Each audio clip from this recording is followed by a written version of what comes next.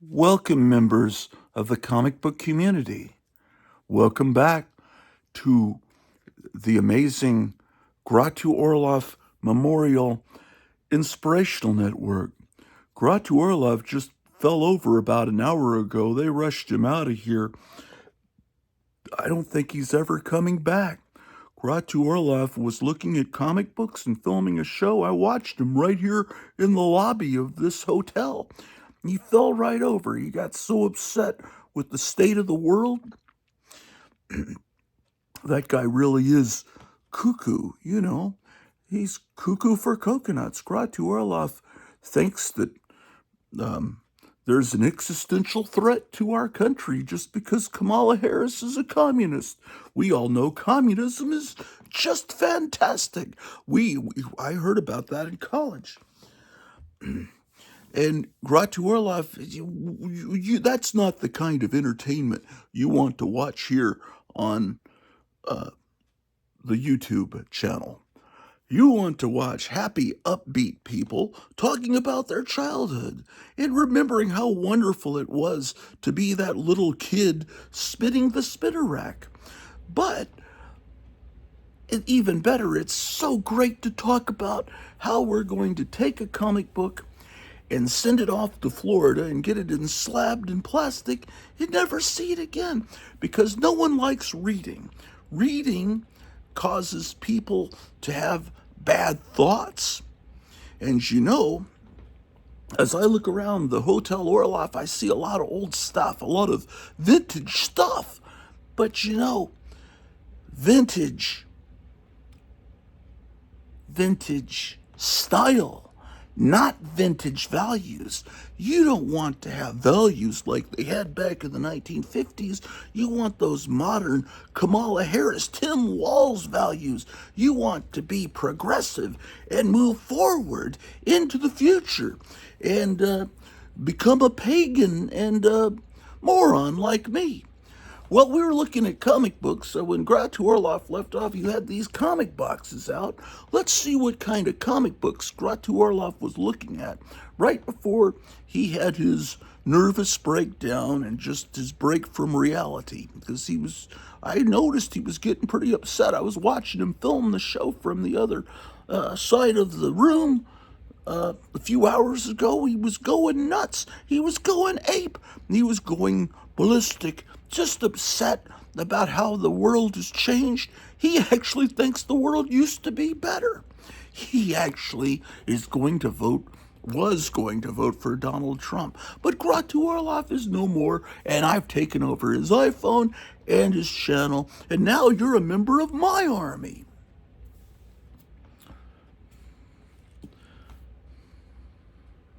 My name is Melvin Verschlugener, and I'm going to show you what I think of Grottu Orloff's comic book collection. Patooey. We don't. Let's see. First of all, let's look at this comic book here. It's called Total War. Now, who wants to read a comic book about war? The Mars Patrol Racist to Niagara Falls. Let's open this up and see what kind of stuff this is. I don't think Kamala Harris would approve of this comic book. Total War.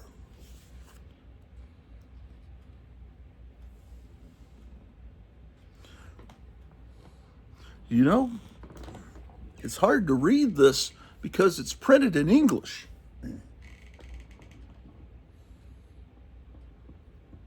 Wow.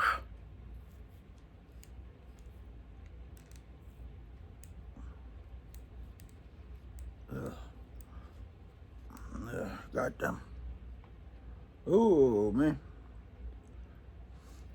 Well, gosh darn it, it's Mars Patrol number 2. I wasn't sure what issue this was, but it's Mars Patrol Total War, also known as Mars Patrol number 2. This one has oh yeah, it's from Wally Wood. Now, I think issue 1 and 3, it says here, have Wallywood art. This one I think just has either Wallywood pencils or Wallywood ink, but you can clearly see the Wallywood style. I don't know why these older people on YouTube think Wallywood's so great. What's so great about his art style? I don't see it. He's not great like all the great artists of the 1990s. And there just doesn't seem to be very much progressive going on in this comic book.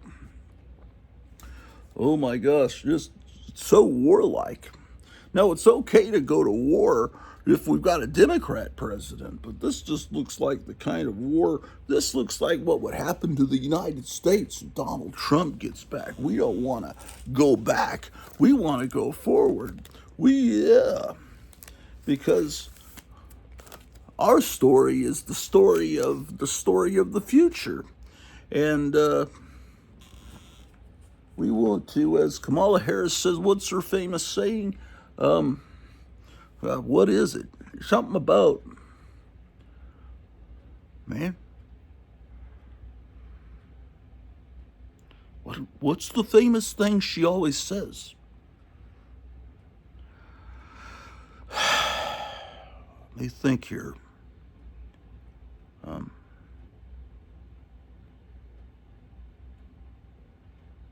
Something about leaving today, going to today without the burden of yesterday. The future forward progressivism into the world of communist totalitarianism without the burden of the idyllic 1950s. What, is that how she says it? I don't remember. But anyway, we'll be burning this comic book later on tonight. This stuff that he has is so boring. What a bunch of boring stuff he has here.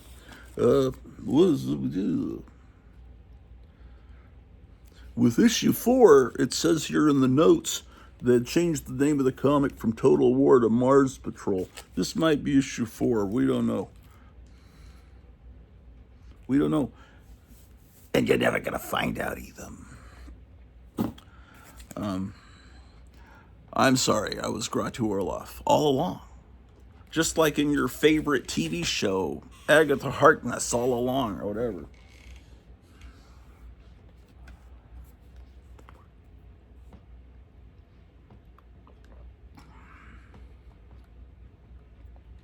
Why does this tea bottle kind of has it too, man? This little hole, this communist hole.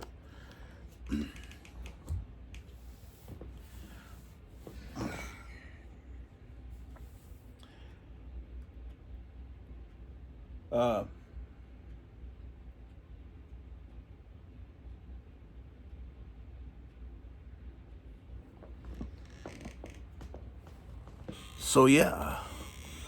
So yeah. This is Mars Patrol Total War.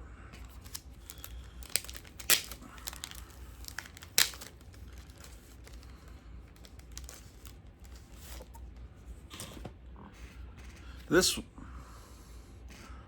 did I leave my, no, they're here. Never mind.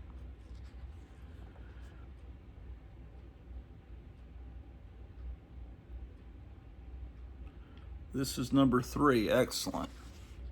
So apparently I don't have Mars Patrol number 1. I have 2 and 3. 3 is all Wallywood art. 2 is either just pencils and ink, pencils or ink by, I can't remember, man.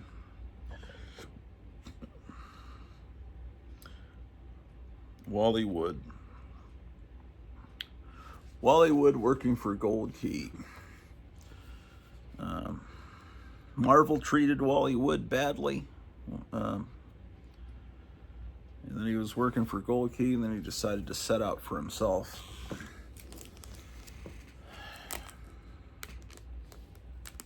With the Thunder Agents.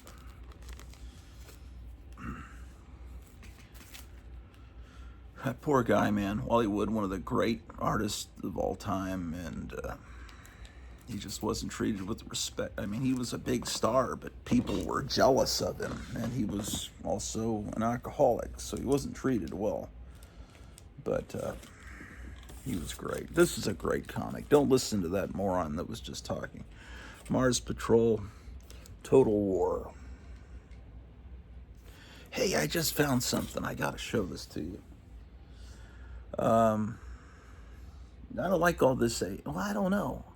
I hate AI, but sometimes people make these AI trailers like, what if X-Men, the movie, was made in the 1950s, or sometimes this AI produces this bizarre, wonderful world that actually takes me away in a insane Richard Corbin fever dream.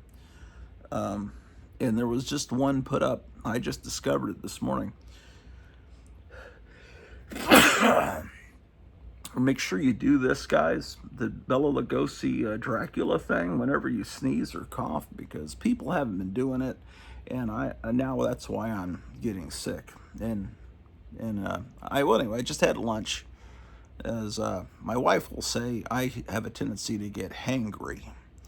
It was a word, I don't know if she coined it or if it has existed for decades, but she's the first one I've ever heard use the word hangry, and that just means that you're hungry and angry at the same time. And I think that's why I was in such a foul mood in the last video.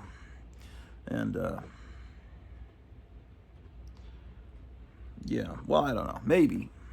Or maybe it's just because the world is disintegrating around me. But I do see hope. And I do see hope in, I've got to pray more. I've got to read the Bible more. And we've got to get out on November 5th and vote for Donald Trump. Because, as I said at some point, maybe it was yesterday in some video, I think I said it.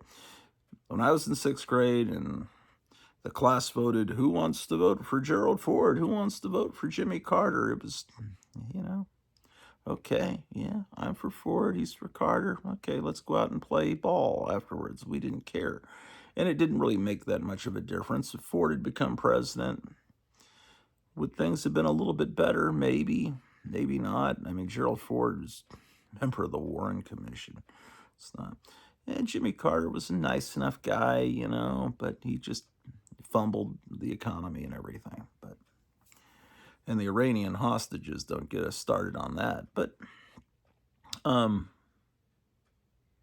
now, this election, you have a clear choice between a wonderful economy and totalitarianism is what it is. And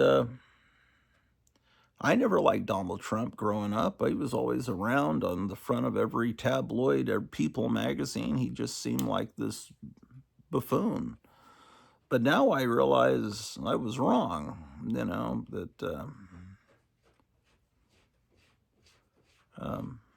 I mean, there was the buffoonish element with the hair, coiffed around, whatever, and that did seem silly, but actually this guy is a very smart person, but okay, so he becomes president, then 4 years, then the other side takes over, so we've just delayed it 4 years. It just gets to be very depressing, and then I realize, well, I don't know, man. How do you, I see, how do you convince people?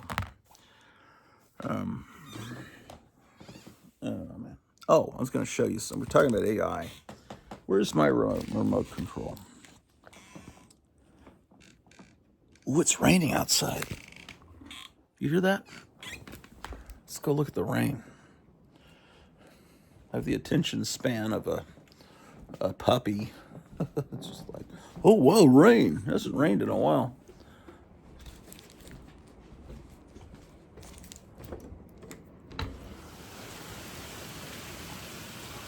How about that, ladies and gentlemen? Is that rain or is that wind? No, that's rain. I've forgotten what rain sounded like.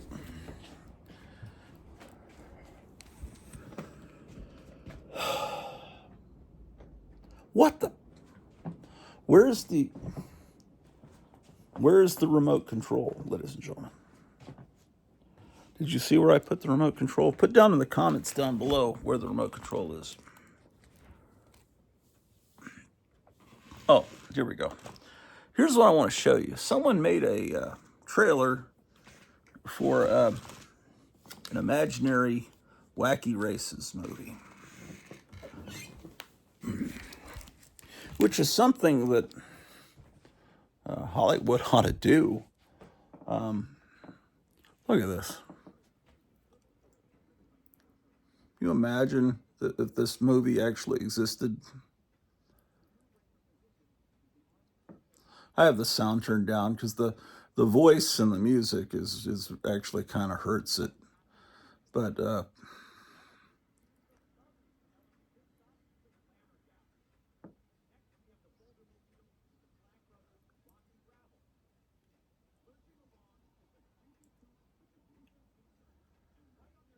anyway, this impressed me this morning. So whatever. Let's get back to looking at comic books, ladies and gentlemen.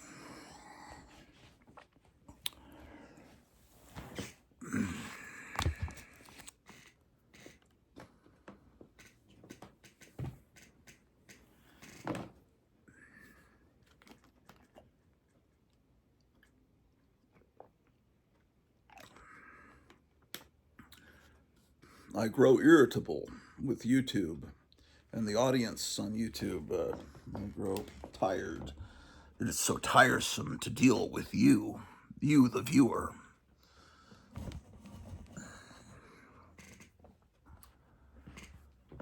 What's wrong with you? Let's see. And those of you on Rumble, you're a little bit better, but okay. So my main problem is that my entire collection of Mars Patrol 1, 2, 3. No. I tell you, there has to be more. How do I only have 3 issues of Mars Patrol? That just didn't seem right. Where are my other issues of Mars Patrol? I thought I had almost a complete set of that. Now, I was complaining about these Warner Brothers cartoons. Never complain about Warner Brothers cartoons except for these new ones. I was complaining about the Warner Brothers comic books that came out in the 70s and how, but if you look at the Warner Brothers stuff that came out in the 40s, look at this gorgeous art inside, man. Look at that. Look at that, I tell you. And if you subscribed, you could get this portrait of Elmer Fudd. And look how thick the comic is, man, for 10 cents. But, 10 cents back then, that's pretty much $1 or more. As far as what you could buy with it, I would say 10 cents was actually more than $1. Oh my gosh, they're really interrogating Elmer Fudd. I wonder what he did. Look, they've got clubs with spikes. The artwork is really phenomenal. And these are easy to get. They're inexpensive. It's just you don't see them very often. I find more of these. I would find more of these like in an antique mall than in a comic book store. And usually they would be priced at $5 or something like that for something that's almost, over 70 years old.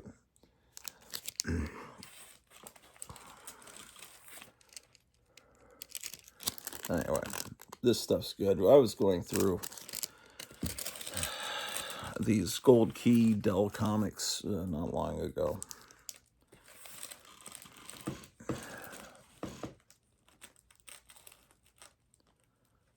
And, oh, okay. What is this?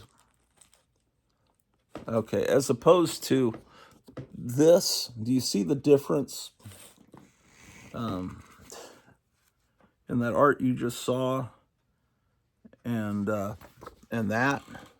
Do you see the difference? I mean, clearly you're not that stupid.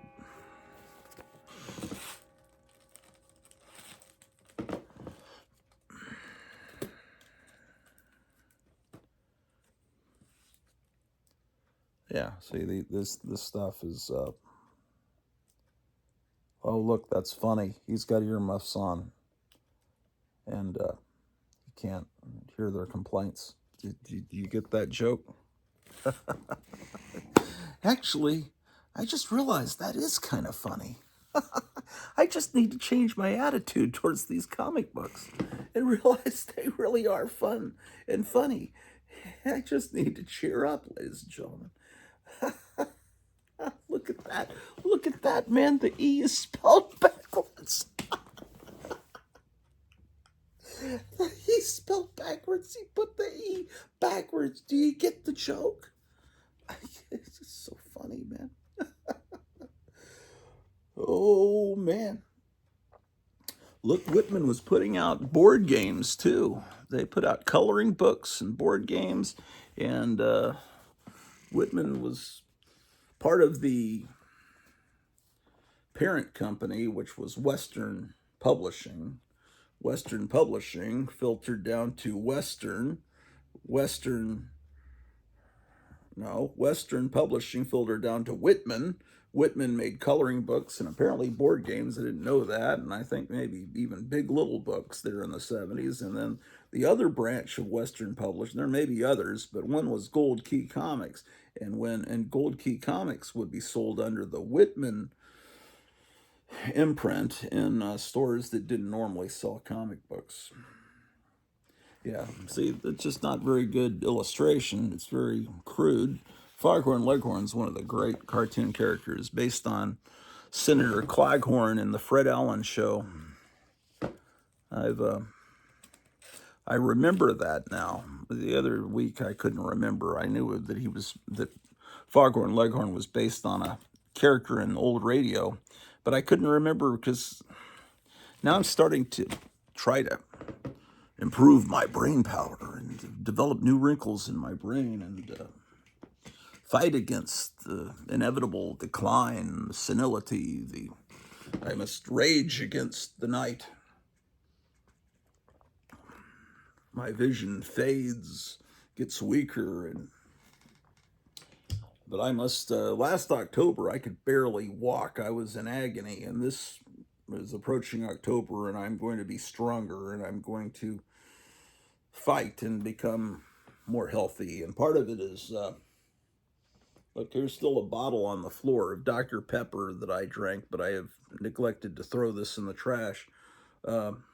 With pure cane sugar. This is the Dr. Pepper that tastes more like the old Dr. Pepper. It's got those 1970s logo.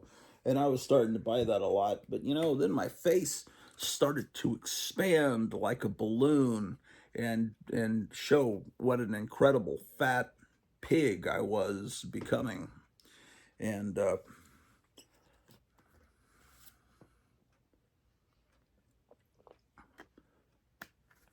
so I decided I would fight against becoming a pig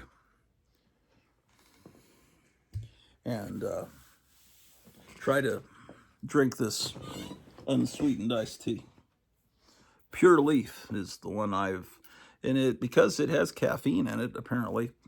Let's see what other horrible stuff it might have in it. I don't know if this is completely something I should recommend to the members of the Grottu Army.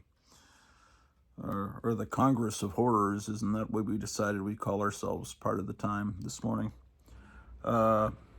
Caffeine content. I think it says 84 milligrams.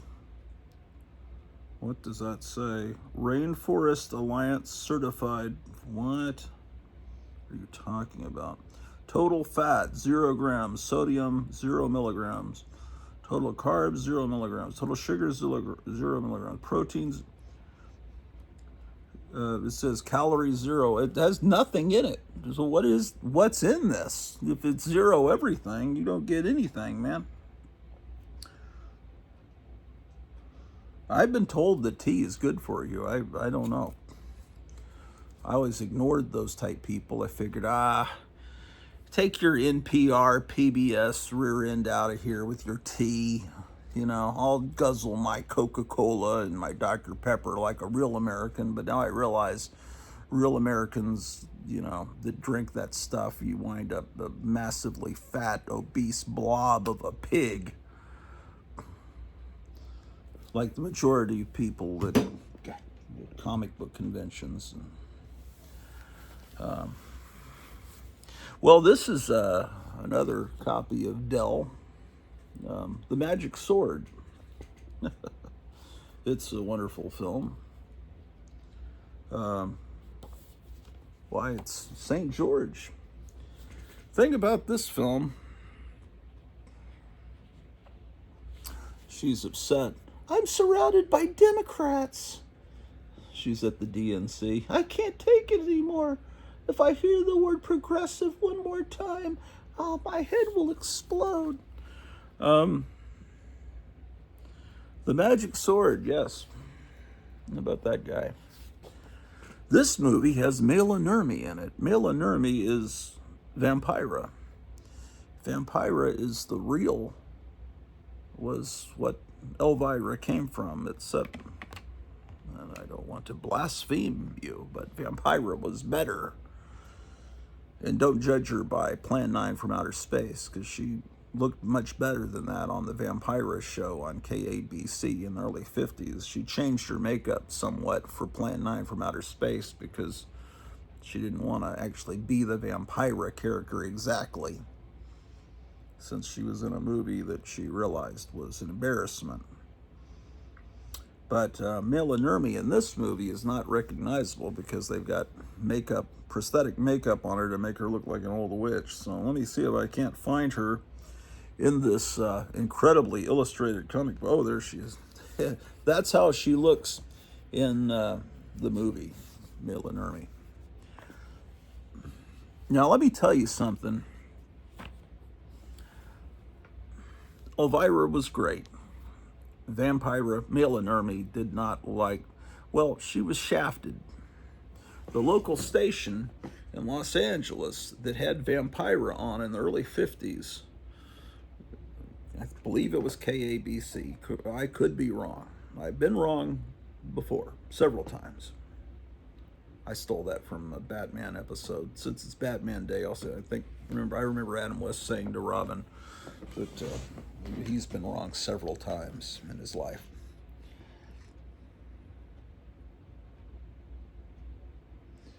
The Vampira show. There's not much existing footage of that because it was sent out live, but she became she became famous because Life magazine, Newsweek did features on her because she was on LA television, and people who live in LA, they figure, hey, we're the world. People outside of Los Angeles never saw Vampira, but they read about her in the magazines, and she was a model that, and this beatnik type lady that she went to a costume party.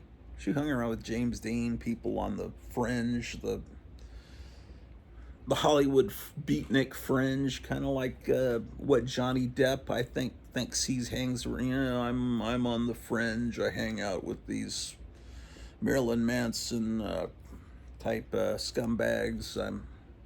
Oh, look, I'm hanging out with Hunter S. Thompson. I'm cool. Well, Vampira, Mela Nurmi was like that in the early 50s, hanging out with James Dean and everything. Some people thought they were boyfriend, girlfriend for a while. I don't know.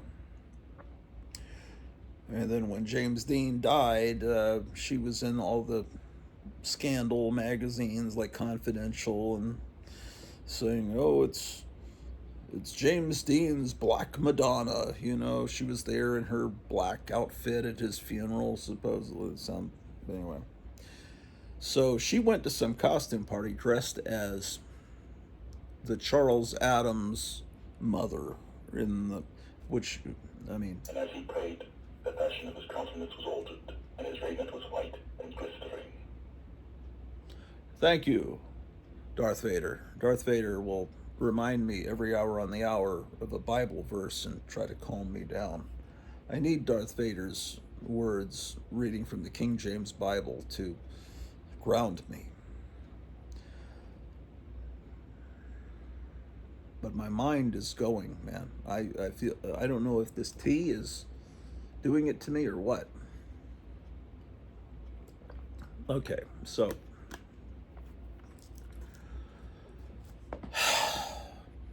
I have to explain everything to you. This is all an act. I hope you're not thinking, oh, it's all it's an act, guys. I'm bored because my wife's upstairs working, and I'm just having fun with YouTube. I have to stop out and get out of character to exalt. Meyer just sent me some. He sent me a YouTube link. I have to get out of character and to let you know that because some of you are brilliant and some of you aren't too bright, and you know, it's this, it's all right. It's just a kayfabe. It's just me play acting, so you don't get too upset and call each other up on the phone. That Grottu is crazy. I I just don't like him. But it's all right. I still have 3 or 4 friends left on, on YouTube. But that's what they say. You know, you have a lot of friends. I didn't have a lot of friends when I was in high school, but I had a lot of friends in college, and then that circle of friends shrinks down. You know, as you go through life, and then you realize, ah, that good friend of mine, I hang out with him all the man. I haven't talked with him in a couple of years. Hey man, it's probably been 10 years since I talked to her. You know, and then you just you might have 2 or 3 really good lifelong friends, and some of my lifelong friends have disappeared for political reasons. You know, one of them was a really good friend. I've known him since 1984, man, and then he starts going after my wife for political reasons on Facebook. And it's like, oh man, these liberals never stop. They're like crazed poodles nipping at your, but you're wrong about that. You're wrong. You're wrong. You're right. Just go away, man. So I have some good friends on YouTube, and but I used to think I had more, but now I realize they don't really like me. But that's okay. That's okay. Well, it's not okay because it hurts my feelings. You know, or I wouldn't be talking about it. If it was okay, I wouldn't be, you know, hurt my feelings. But it's all right. It's all right. It's okay. It's all right. It's all right. Okay, so Charles Adams, a great macabre. That's always been a hard word to pronounce. A cartoonist for the New Yorker. Uh, where are my Charles Adams books? I had to pull out some Charles Adams books and show you. They used to be right over there, and that piece of furniture in the old country. I wonder if they're still there. Where are my Charles Adams? Anyway, Charles Adams was a cartoonist that drew dark, humorous little comic panels in the New Yorker. And one of them that appeared quite frequently was this weird family with the wife kind of looked like a real thin, willowy vampirish witch kind of, and then the dad was this chunky, round faced guy, and then there were children, and there was there was an uncle, or you know, you didn't really know how he's. I don't know if they might have said how he's related with a big round head, and then a butler that was based on Boris Karloff in this the old dark house. That is what look. Okay, so they were in the comics all the time. I mean, not the comics, in the New Yorker, being read by intellectuals that read the New Yorker. And then in 1964, when the TV show came, or they were probably planning it before it premiered in '64, the TV show on ABC, they decided let's do a TV show about this Charles Adams family. So they named the family after the cartoonist Charles Adams, and uh, and then they had Charles Adams say, okay, what would be names for these characters? And he came up with names for the characters for the TV show. They never had names. It was just a single. They never called each other by their names. So he came up with Morticia and Gomez, and I mean, Gomez was supposed to be of Spanish descent, and but since they're using the name Adams, well, they just you just went with it instead of giving him a Spanish name. And so anyway, before the TV show existed, that was from 64 to 66. In the 50s, Mela Nurmi goes to a costume party dressed as the ghoul woman from the Charles Addams cartoons, and that would later be called Morticia. And people saw her there at this LA party for depraved Hollywood weirdos, and that's how she got, you know, the whole idea of for Vampira came about. And this is in the early days of Hollywood, and she was a late night host that showed mystery movies because there really weren't horror movies. You got to understand, early days of television, Hollywood was scared of television. They thought it was going to run the movie theaters out of business. People would just stay home and watch TV. And that didn't ever really happen until the pandemic is what caused it. People stayed home, and the movies were released day one to streaming, and people got used to just streaming movies, and it killed the DVD Blu-ray market. You can't even find them anymore. People just stream, and people don't really go to the theater much anymore, and that's because also the movies suck. A lot of them do. So, but anyway, Hollywood was scared of television. That's why they came up with widescreen cinemascope that wraps the screen curves and wraps around you, and they have to have three cameras that are synced up. One camera shows you this, one camera shows you that, and one camera shows you this. So the movie theater screen has to be specially rebuilt in the theater where it curves around you to so your peripheral vision is also seeing the movie, like virtual reality goggles do now. That's kind of what they tried to do to fight television, which had a little tiny screen.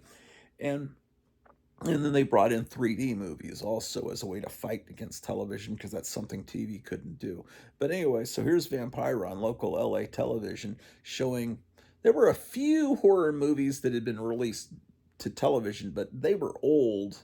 Like I think White Zombie from the early 30s with Bela Lugosi and maybe one or two others. But for the most part, all Vampira had to show were old mystery murder mysteries, and she did her act between, at commercial breaks, and so then the show went off the air by the mid 50s, and you cut forward to the early 80s, and that local station said, "Man, we should bring Vampira back." Only problem is, it's 25 years later, and Vampira has aged like we all do. Witness. And so they asked Mela Nurmi, who still lived there in Hollywood in a little house. They said, "Do you still have any of the scripts from your? We'd like to revive the Vampira show, and we'd like you to be a part of it. If you could show us, bring in your scripts from the 50s, we'll cast the new Vampira, and you're going to be Vampira's mother, and you're going to be on the air on the show. You're going to be part of it. There's going to be two generations of Vampiras." And she said, "Okay." And so she brought in her scripts, and they saw them, probably Xeroxed them, the scripts, and then they suddenly had the Elvira show. And Mela Nurmi was, her phone calls weren't being returned. They had stolen her act, and they hired Cassandra Peterson, who's a, improv comedian and former stripper and showgirl. I'm not insulting her. I mean, I don't think you'd call her a stripper. She was a showgirl in Las Vegas. I guess that sounds a little more prestigious than calling her a stripper, but in Mela Nurmi's mind, she was a stripper and was low class, and Mela Nurmi was very insulted they'd done that to her and had just brushed her out. She had pride and they weren't treating her right. So she wound up suing. I don't think she prevailed. In fact, I know she didn't, but I remember reading about that in early issues of Fangoria. They would talk about the Vampira Elvira feud there. And of course, Cassandra Peterson, Elvira, didn't know anything about Vampira, and she wasn't trying to steal her act. I mean, they were really, I mean, Vampira was more of a cold, deadly, femme fatale, dragon lady kind of character, and Elvira was more just a valley girl, ditzy, um, you know, just kind of an airhead. Man, I don't think Vampira liked that. Mela Nurmi. I shouldn't just call her Vampira. It's kind of like it's just like calling Adam West Batman. It's like, hey man, I'd kind of like to have a career after 1966. Would you stop calling me? Same thing, Herman Munster. So I'm calling him Herman Munster. Fred Gwynn. Everywhere he went, it's Herman Munster. Couldn't escape it, and he was like wanting to be a real actor. And you'd watch a movie in the theater, and the judge up on the screen was Fred Gwynn. People in the audience would just shout, Look, it's Herman Munster." Wasn't he in Pet Cemetery? There was some movie I saw where he was a judge back in the 80s. I remember that happening. So he wasn't really, thrilled about that. Some show he did for a couple of years. Yeah. In the 60s. He also wrote children's books. I don't know if people know that. But he was an odd looking guy. A lot of that was not makeup. He had a real long head, real long face. So anyway, what is my point about Vampira? I'm talking about Vampira because of this Magic Sword comic. Vampira was great. She had a very interesting look. And Elvira was great too. Oh, I know where I'm going with this. Last Christmas, my wife and I were up in the attic watching television, and we stumbled on a show called the Pinup Palmer Christmas Special. And this lady, Pinup Palmer, I doubt this lady's even 25. She's really young. Her name is Sarah Palmer. She just seems to have appeared out of nowhere. She's very pretty and has a lot of personality and just great timing. And this Christmas special, she's like this, gothic, burlesque kind of Jessica Rabbit type, and with the classic 1950s glamour going on, and the hair and everything, and she has makeup. This was on her YouTube channel called Pinup Palmer, and she has all these she puts on makeup and can turn into Lily Munster or Elvira. She can do anything. She can turn into Marilyn Monroe. Really talented with makeup, and her timing and her comedy timing is spot on, and she's really good. Now, since we didn't discover her, but it was our discovery of her, the two of us, my wife and I. She is now on Sven Gooley's show on Saturday night on MeTV, playing Gwen Gooley. I'm going to say this to you right now. I mean, Elvira, Cassandra Peterson's, I assume she's in her 70s. She's got to be. I mean, she dated Elvis in the early. Did you know that? When she was a showgirl, she was probably. I don't think it was a long-term thing, but she went out a couple of times, I believe, with Elvis. You can check Wikipedia on that, man, because Wikipedia's got all the facts, ladies and gentlemen. I'm telling you that. I've told you that before.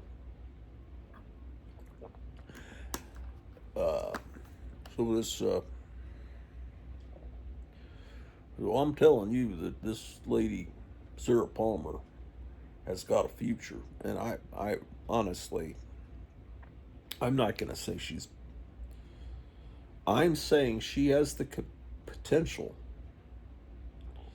to be as good as, if not better, than Elvira. And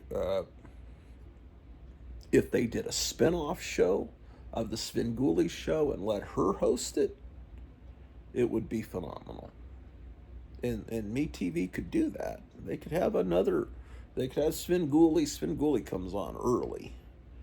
I mean, here in the Central Time Zone, Svengoolie comes on like at 7 o'clock, and the horror host traditionally came on more like 10:30, 11 at night after the local news.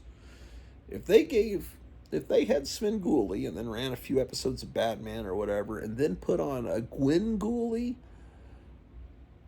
MeTV, it's okay to steal my idea. If they did a Gwengoolie show late at night and let her run horror movies, it would be great. I post pictures of this pinup Palmer on my Instagram, and then my wife's saying, is starting to get. I didn't post that many, but then my wife starts saying, "You don't have a crush on her, do you?" No, I just think that this is it's just like posting a picture of Marilyn Monroe. I think this woman, Sarah Palmer, has a lot of talent. She's really young, and so she has 40, 50 years of potential, to host horror movies for you and your grandchildren. Oh, what the hell time is it? Oh, it's after 5. Holy cats. When is the Sticky Goose thing coming on, man? I've only shown you a few comics. Well, we're on the monster kick. I've always talking about monster stuff. Melvin Monster from Dell. I don't have a complete. How many are there of Melvin Monster? I don't know. This is a good comic, man. I need to get more issues of Melvin Monster. This is the kind of thing I need the entire collection of. Now, tonight I was going to do a live show. I don't know if it's going to happen. Last Frontier Comics said that if I did a live stream today, he would try to come on. I need to pick his brain because he's a comic book dealer and has, he has an online eBay business selling comics, and he has issues of Melvin Monster. Melvin Monster, Little Horror. This is my kind of thing, man. This is, it's just nuts. It's just an insane comic. But it's what I like, man. All real Americans love Melvin Monster and vote for Donald Trump. And here's little Lee Harvey Oswald.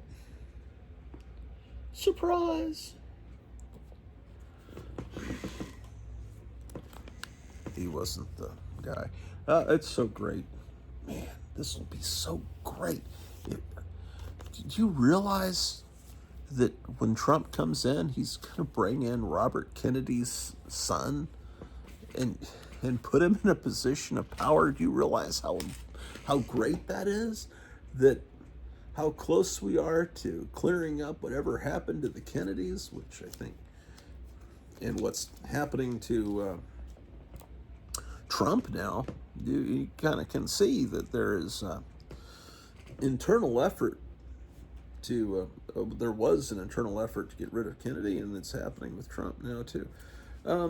This one's got the tape on the back, the way that Captain Strangelove taught people back in the early days of YouTube. He told you to put the tape on, but then fold it over at the top, so it's just a little flap. I don't know if you can even see what I'm showing you, man. This horrible lighting I've got in here. But it's got a little flap that's not taped to the bag, see? And I can just pull it down, and I think I showed you this on the video I just did a few moments ago. Now, I just would like to make a bit of constructive criticism to those of you in the YouTube communist community. I'm sorry, community. I just don't like the word community. And it's I've seen people do this, and I like these people. I watch them. I wouldn't be watching them if I hate them. But it's a habit that I never had that I see people have on YouTube. I hate to criticize you, but when you're handling a comic book, well, first of all, you know, I tend to cup it in my hands like this and turn the pages, you know, and I just don't want to hurt any other people's feelings, because I've hurt people's feelings before on YouTube. And but when you're don't lick your fingers to turn the page. There's a very amiable, nice show on YouTube, and I'm just thinking, if I took a shot every time this person licks their fingers to turn the page of a comic book, you would not wake up. You would have alcohol poisoning. I don't know. It's your comic, you know. But I think, well, someday someone's going to buy that comic. You're not going to be. These comics will exist beyond you, you know, unless your wife or husband, if there's actually a female comic collector out there. There isn't. But, you know, someone's going to wind up with these comics. They're either going to toss them in a dumpster, they're going to try to sell them, and someone's going to have this comic book after you, right? Just like someone's going to own this house after I'm gone. And I just don't like the thought that, you know, someone once licked the, you know. When I was in school, my 5th grade teacher would always lick her fingers and then to pass out the mimeograph sheets. And I'd always get the one with the wet spot on, and it's like, ugh, gross, teacher germs. Melvin the Monsters, Melvin, it's not Melvin the Monsters, Melvin Monsters' dad is this purple Frankenstein kind of guy, and his mom is a 1950s suburban mother, but she's a mummy. She's basically June Cleaver as a mummy. And of course, if a purple guy has a baby with a mummy, it's going to turn out green, because, of course, everyone knows that if you study genetics. And I'm a doctor, so I can tell you that is, in fact, truth. This is very, this is scientifically accurate. Oh, I wasn't even looking at numbers on this. This dad likes to yell. Okay, glasses, scalpel, forceps. This is number 3 from December of 1965, man. You realize I was still in a crib when this thing came out, December of 65. Now, what a normal comic collector would do is they would write December. Actually, I've got a pen in my pocket. I'm going to do that so I don't have to pull this thing out of the... This is what real comic collectors do. Number 3, December 65. And that's that way on YouTube. You can just hold the comic up and just immediately know what month it is and what number. Anyway, what I was trying to tell you is don't lick your fingers when you're handling comics, man. It's just disgusting. It kind of makes me want to like vomit a little bit, but it's all right. We here on YouTube tolerate all kinds of freakish behavior. It's just because we're not very smart here on YouTube. Okay, that's number 3. Now, our hope is that there's only about 5 of these, and that it will not be hard to build the entire run. Ooh, I've got more. Okay, so if this is number 3, what is this one? I forgot to look. So, how are you guys doing, ladies and gentlemen? I'm starting to cheer up. I was very despondent with the last episode. Okay. This is when America was great, when kids looked like that. And they still do here in rural Retreat, Virginia. This is... Oh, come on. You're kidding me. You're kidding me, man. It's the same damn book.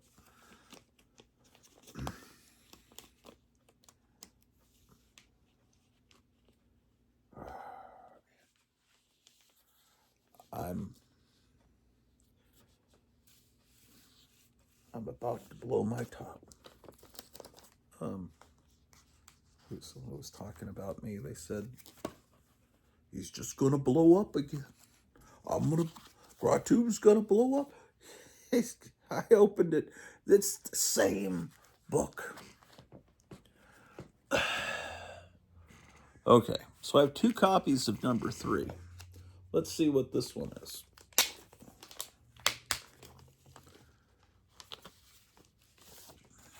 This one feels very nice and glossy. So the previous owner probably wasn't licking the book. Oh, I just love this artwork, man. Okay, ladies and gentlemen. I don't like that it has this tear.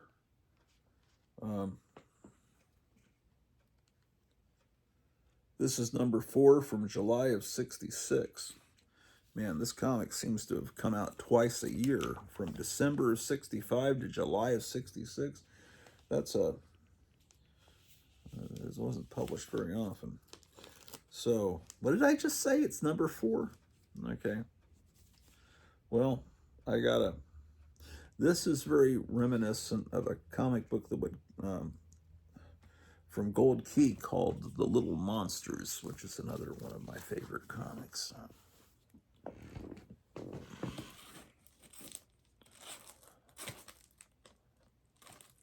Actually, they're... I need to just shut up, man. I just remembered there's another friend of mine on YouTube that licks his fingers. It's all right. I'm not talking about any particular person. Here's Merrill's Marauders, a TV show. And here's The Mighty Hercules. Only the evil fear him.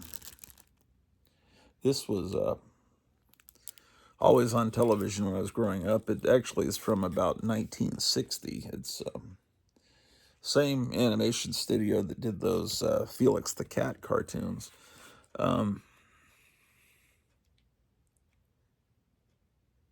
Yeah. He's very much just, Superman. I mean, look at the way they draw his head. I mean, he's 100% Superman.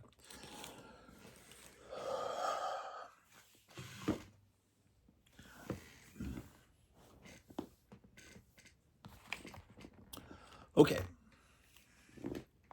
I have to check to see when wrong glasses.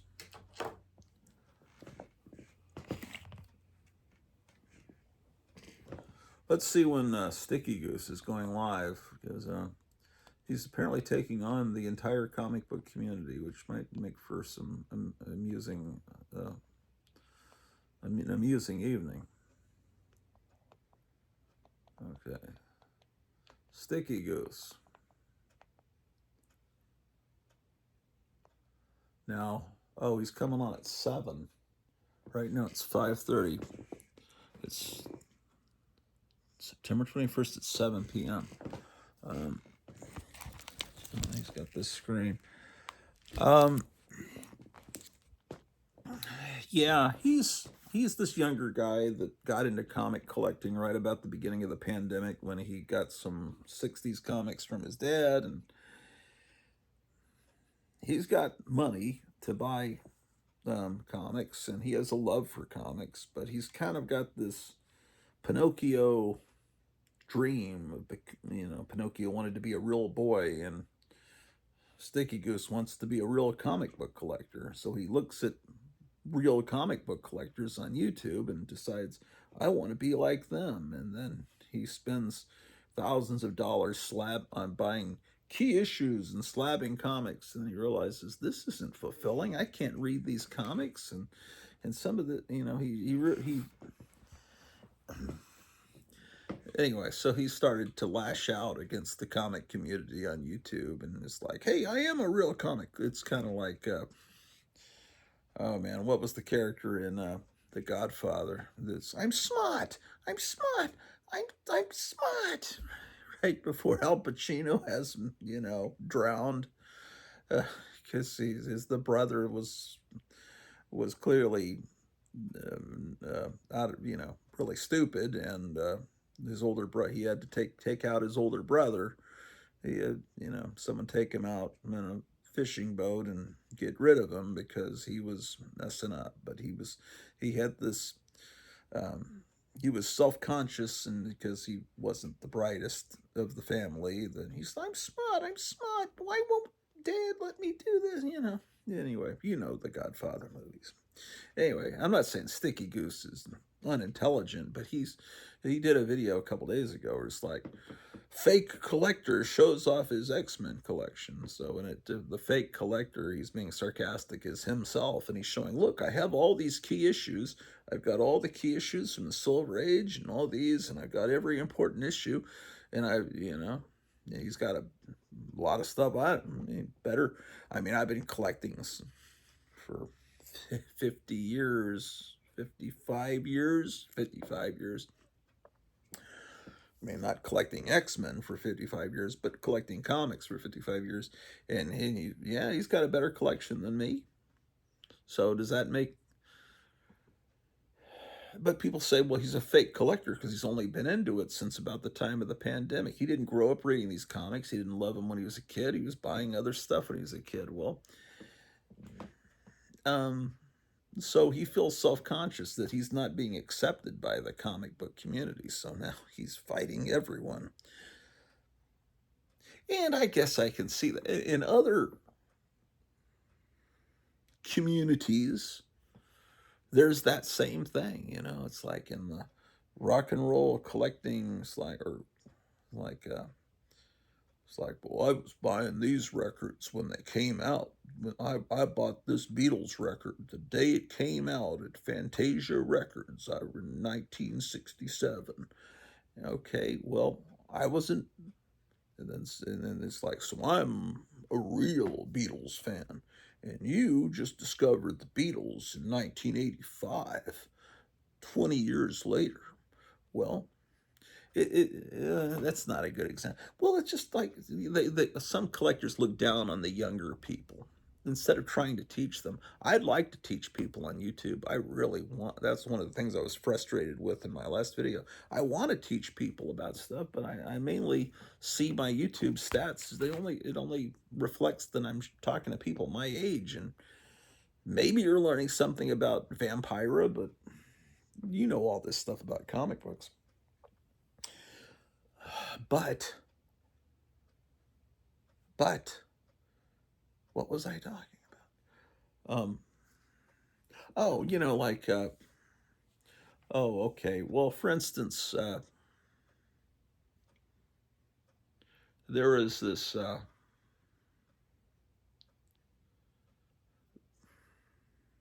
ex-girlfriend of mine was in a punk rock band, and this is in when was this? Mid-90s. And they put out a 45, and one of the, I don't know if it was the A or B side, was I Saw the Misfits, and they were a girl band, and they were singing they're singing, we saw the Misfits live, and you're a younger, wannabe girl punk rocker, it's like, but we're the, they say, oh gee, we saw the Misfits live. Of course, the Misfits were a legendary punk band that broke up in the early 80s. Of course, Danzig's still around, and he's into the comic book world. He makes kind of adult comics, and he's one of us. He's into comic book stuff and collecting original art and all that. and toys. But point is, it's like, there's this, it's like, well, man, I'm better than you because I saw this band live when you were just in junior high school. That was kind of, this song was a parody of that way of looking at things. I don't know, but it's just like you got bragging rights because, like my friend Randy, who was on the show the other night, he was there at the Longhorn Ballroom in Dallas when the Sex Pistols played in 1977. He doesn't brag about that, but there's a lot of people that wish they had been at that show. I was in seventh grade, so it wasn't. I don't think my mom would have driven me over to Dallas to attend that show. I remember listening to talk radio that night, and they were talking about this band, the Sex Pistols, coming from England, and how horrible they are, and they were having, and little did I know there was someone there at that concert that someday would be like an older brother to me that would teach me about music and everything.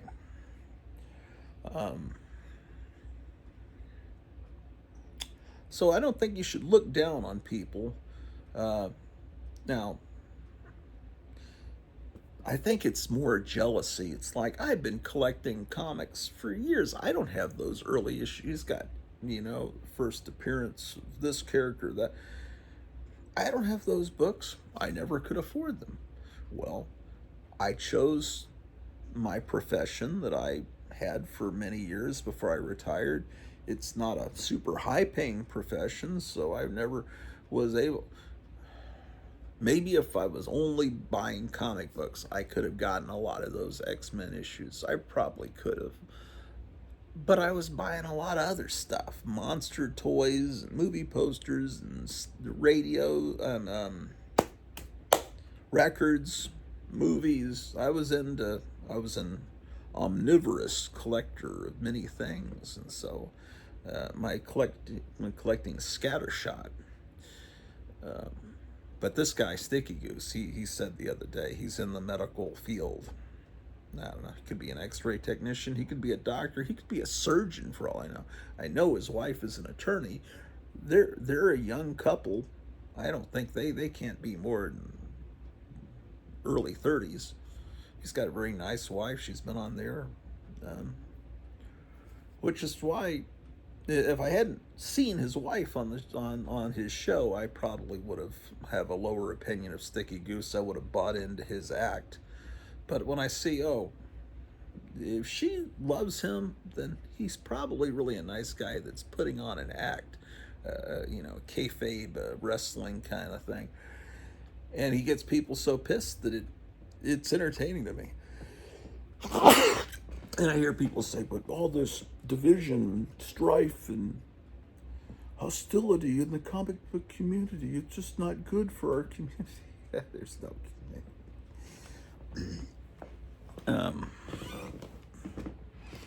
I learned.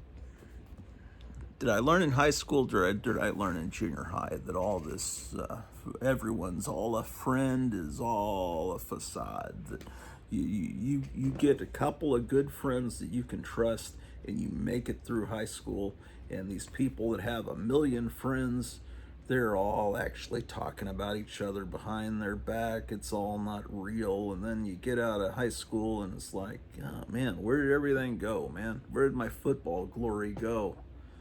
Nobody's talking to me now. And so I don't know. I wanna like Sticky Goose just because everybody hates him. When everybody hates somebody, that's a sign that maybe there's something. I may be wrong. That's not always true. But I don't know. I want to see what happens tonight. Oh shoot! Here's another Melvin the Monster. I forgot about this Melvin monster. What is this one? What issue number?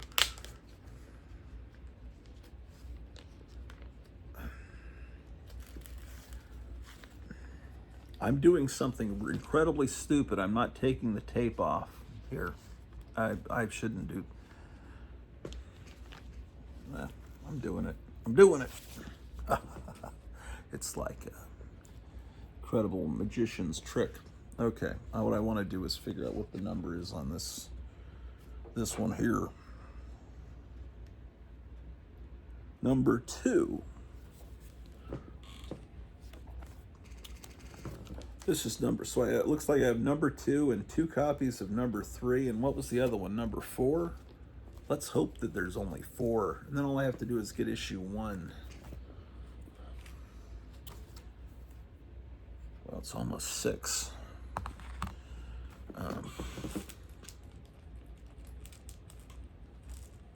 Now, Melvin Monster should not be confused with Milton Monster.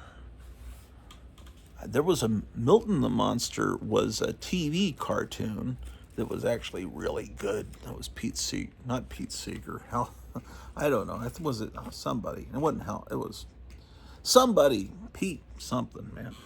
Who gives a shit? I think I have a Milton the Monster comic based on that Saturday morning cartoon. Let me see.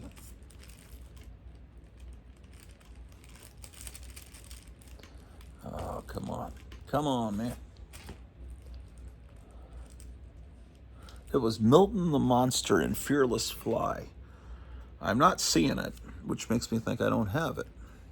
But there's also Millie the Lovable Monster. This is Bill Wagon. He created Katie Keene for Archie Comics, the model.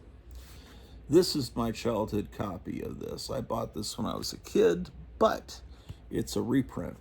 It's early 70s, but it's reprinting something from 10 years before, like that Alvin and the Chipmunks comic I showed you, I think, in the last episode. That was also an old early 70s Dell, but was reprinting something even older.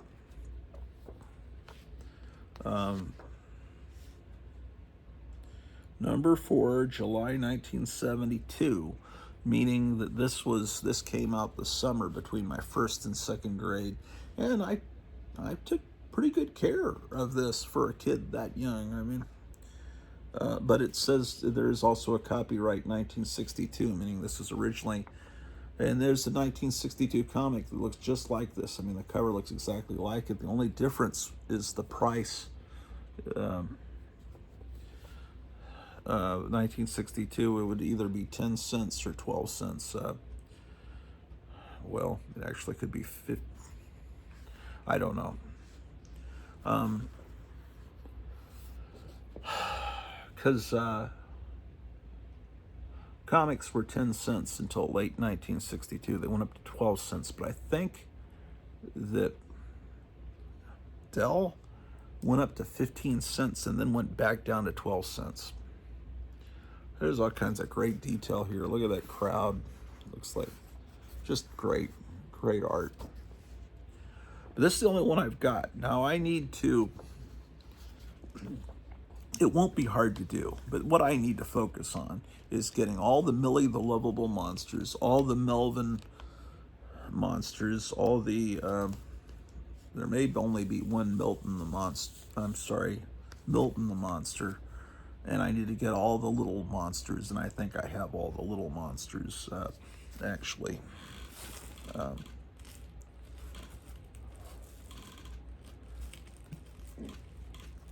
think so.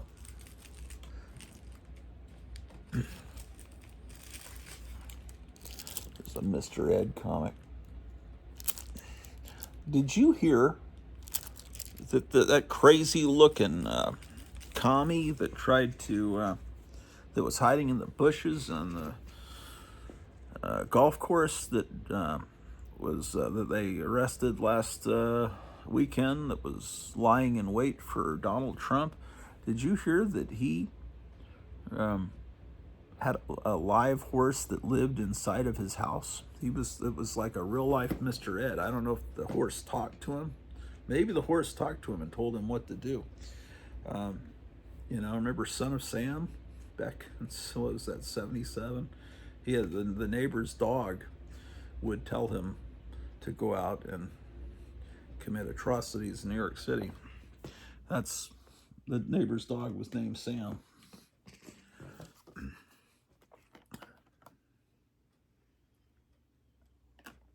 Speaking of dogs, where's Drew the dog, man? my whole job that I was given, I had one job today, and that was to watch Drew the dog to make sure Drew the dog didn't bark while my wife was doing her work from home job because she's on the phone upstairs, and then I've lost track of the dog. The dog must be upstairs sleeping in the next room to my wife, which means that I have a sword of Damocles over my head. All it takes is for the dog to wake up and for some reasons just start barking, and then I'm in trouble, or my wife could actually be fired. We're in enough financial trouble. I try to do this GoFundMe to help us with our finances, but I think I've tapped that source of funds out. But if you'd like to, I'll put a link down below if you want to help with that. I promise not to use it for Melvin Monster comics, but to help us get out of this financial bind we're in. Mighty Hercules. Oh, here's a great one. It's the Mighty Heroes. Now, this was a great, arguably Ralph Bakshi's finest moment. I can't really think of what else has Ralph Bakshi ever done that was. I don't want to knock Ralph Bakshi, but he's never done anything original except for that. I mean, Fritz the Cat was a very botched version of what Crumb did. And Crumb didn't want to have him make an animated film out of Fritz the Cat, but Ralph Bakshi begged him. It's like, please, I need this for my career. Please help me. And Crumb buckled and said, okay, yeah, you can make a cartoon out of my underground comic. And it was, I could know every time I saw Fritz the Cat, I would hear the voice of that guy from the Electric Company TV show coming out of Fritz the Cat. That's all I could hear. Oh, that's the guy from the Electric Company. So, okay, he was behind, the second season of the Spider-Man Saturday morning cartoon. That was well done, but it was not an original creation of Ralph Bakshi. It seems like everything else he's done. Oh, what about Fire and Ice? Well, that's Frazetta. What about Lord of the Rings? Well, that's Tolkien. But can he create his own stuff? Oh, he did Mighty Mouse. Well, that was an old Terry tune. Mighty Heroes was great, and that was. Did he design the characters? I don't know. Whoever designed the characters, that was a brilliant show. Mighty Heroes. I always enjoyed that. Ah, my gosh. Mighty Samson. There he is on the top of the head of the Statue of Liberty. This is a post-apocalyptic world where this. It has nothing to do with the mighty Samson in the Bible. Fighting the Philistines. This is a futuristic mighty Samson. And this comic book predates, Conan the Barbarian. This is December of 1965, another one like that. Because we just saw another December of 65. Another project I'd like to do, in addition to getting all the Millie the Lovable monsters, all the Melvin monster, and all the little monsters, and what else? And the Milton the Monster comic or comics. I'd also like to fill that spinner rack in the other room with all the comics from my birth month. Now, born in April of 65, the spinner rack has to all be filled with June or July 1965 comics, because comic books are dated in advance. So,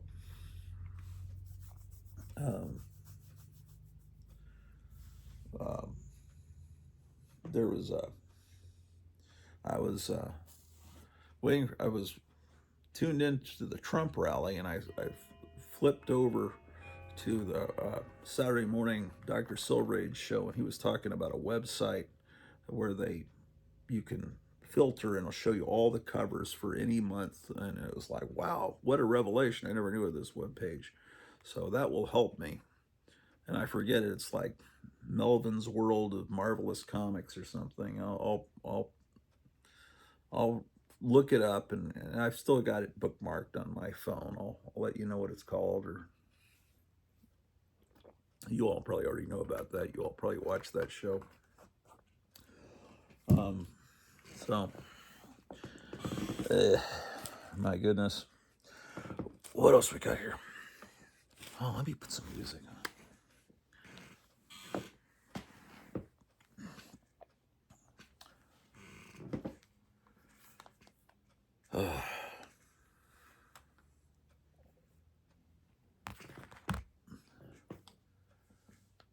I just, what happened to my vision? It was fine just a few months ago, and it was like overnight my vision just slipped.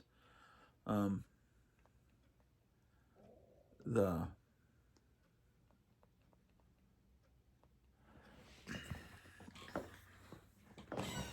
Yeah,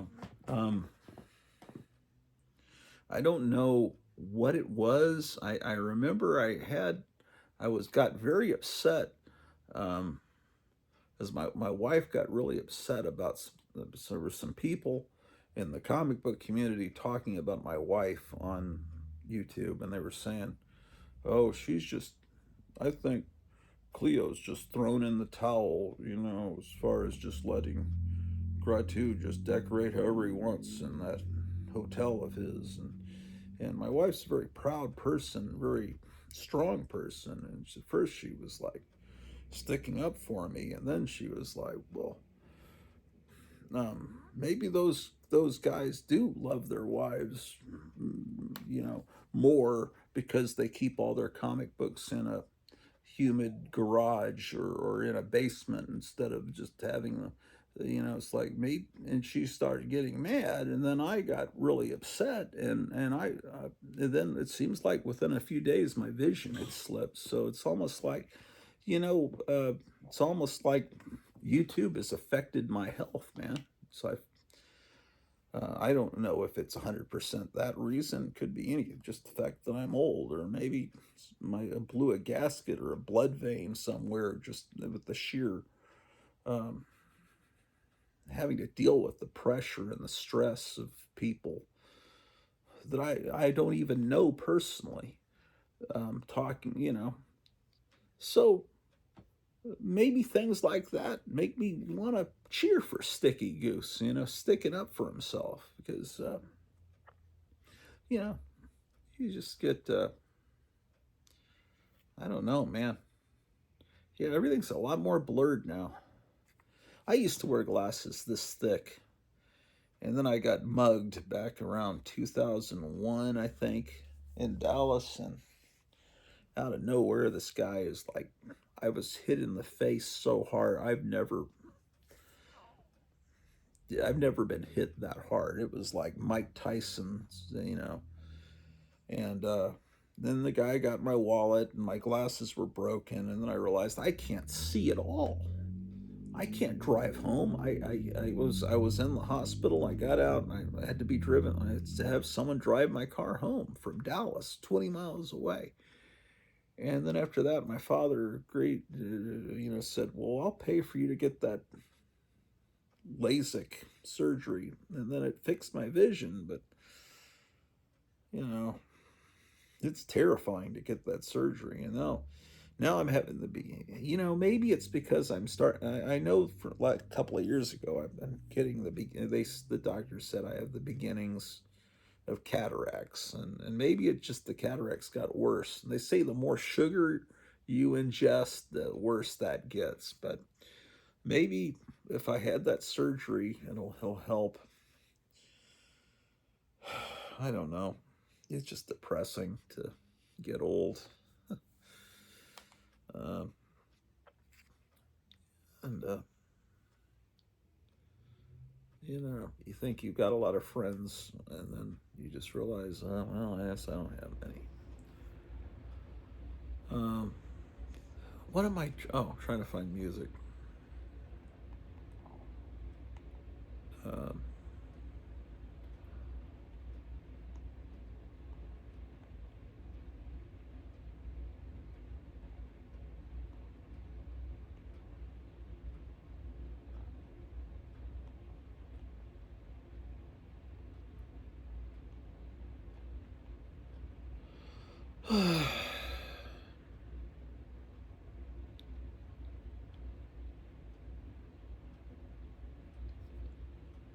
Yeah, I tend to like monster comics. That's always something that's appealed to me, and funny monster comics. I also would love to have all the issues of the Gold Key Monsters comic. That would be a fun thing to. I got, it's just, all these years of collecting. I've gotten what I could, but now you can just tap into mycomicshop.com or eBay and get others. I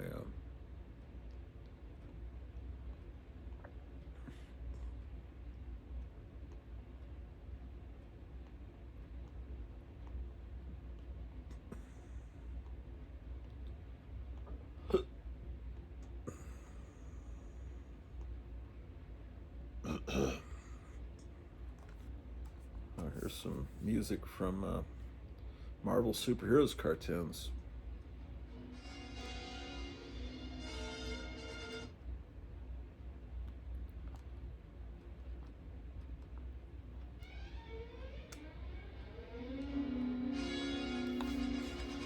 Well, it was written for Marvel superheroes cartoons. This is library music that is used in who knows how many B-grade Hollywood movies, but this is also was used in the old Hulk and Captain America cartoons from 1966. Submariner.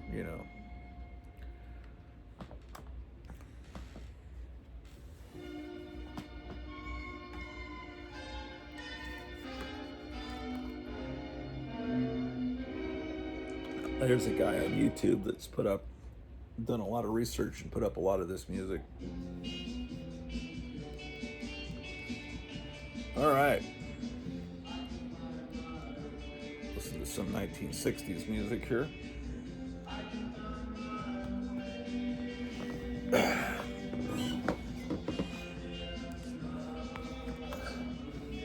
One hour until Sticky Goose. My wife works till 8 tonight.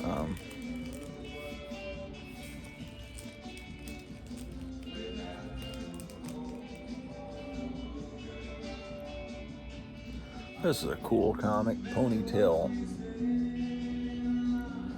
This is something that they had back then. My mother would tell me about the listening booths in record stores where you could actually listen to the record, see if you liked it.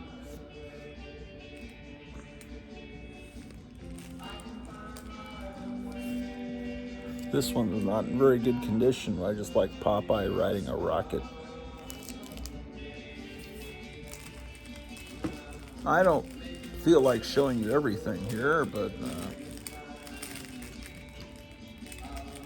oh, this is interesting. Now, Gold Key put out this comic called Space Family Robinson. It was this one is dated March of 1963. This is when Gold Key also put the painting on the back without the logo. This is not called a trade dress, despite what people on YouTube may tell you. This is a logo. This is part of the trade dress, but that is a logo.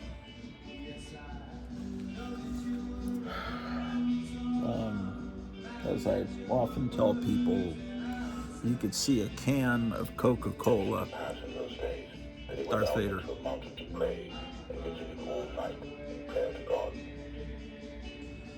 Yeah. You could see a can of Coca-Cola 100 yards away and know it's a can of Coca-Cola just because it's red. Cursive, you wouldn't be able to see the cursive writing, the little swirly stripe. And I could tell that's a Gold Key comic because of the trade dress, but it's not the... Trade dress is some word that some idiot started using on YouTube. I studied advertising in college, and no one ever used that term. Anyway, this is Space Family Robinson, based on Swiss Family Robinson. Uh, Gold Key considered suing in 1965 Irwin Allen for Lost in Space, which, basically stole the idea. But they decided, no, we don't want to kill the golden goose because we're already working with Irwin Allen. They had a Voyage to the Bottom of the Sea comic book based on the TV show that was based on the Irwin Allen movie, and they were working with Irwin Allen. It's like, so instead they just worked out an agreement where, let's see, this is the, after a while, the comic just started being called Lost in Space. And then kids would pick up the comic and be, at least me when I was a kid in the 70s, because this comic book continued to be published. It's like, well, here's a Lost in Space comic. I'm really into the Lost. Here's about when it happened. Lost, but you read it and it's sort of kind of like the TV show, and that there's a son and a daughter and a married couple in outer space, and they're lost, but it's they don't look this. Well, the dad kind of looks a little bit like Guy Williams, but uh, that doesn't really look like Will Robinson, and their names are different, and then you. But it's clear that Irwin Allen um, had seen these comics.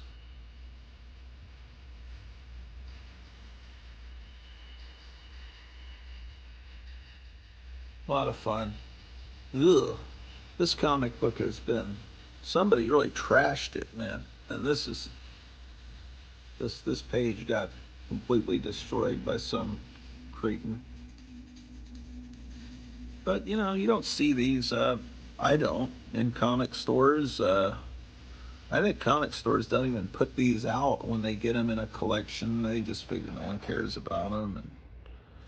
And I love Gold Key, even though the internal artwork, the interior artwork is not usually that great. Sometimes it is. The covers are always great.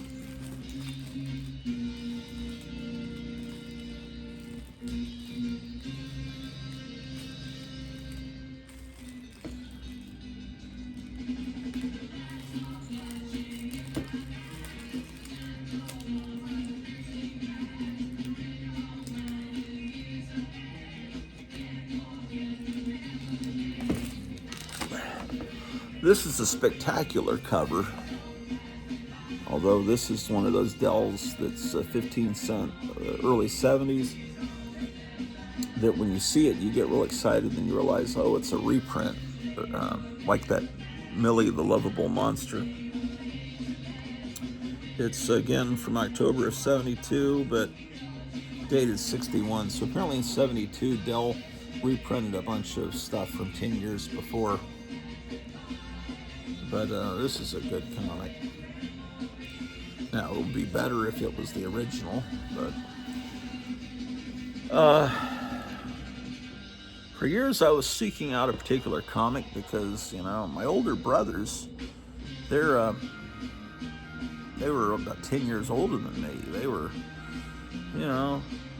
my older brother graduated high school in 72. I graduated in 83. And then my middle brother graduated high school in 74, I think, yeah. And so by the time I was in 4th grade, I was pretty much the only child at home. But I had these photo albums that showed my older brothers growing up in the 50s and early 60s, and then the one that showed me growing up from the mid 60s on, right? But there were early pictures of them with their toys from, Christmas morning and stuff. And my older brother, Michael, holding a comic book in his hand. And he was holding this comic book. And I always thought, boy, I'd love to have that comic book and read it. So I was able to find it. Space Mouse, Walter Lantz. It's always been a mystery. You think, okay, there's a series of Walter Lantz Space Mouse cartoons, but they're there really isn't. There's no Space Mouse cartoons that look like that. I'm pretty sure in my research that there might have been one Walter Lantz cartoon that had Space Mouse in the title, but he didn't look like that. It wasn't this exact. But this is an amazing thing. Just amazing, incredible.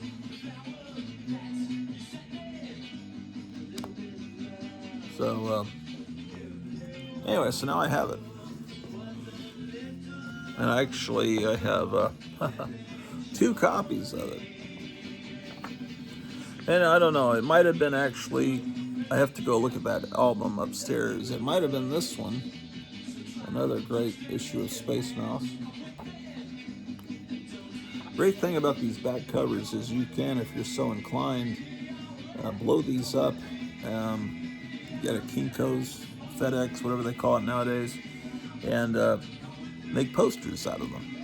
You know, you can blow them up to 11 by 17, and it wasn't. They stopped doing. This is August of '63, so damn. Just think, August of '63. These kids just didn't know what was coming. Just a few short months away. This one's February of '63. Yeah, see, they were Dell, and then Gold Key split away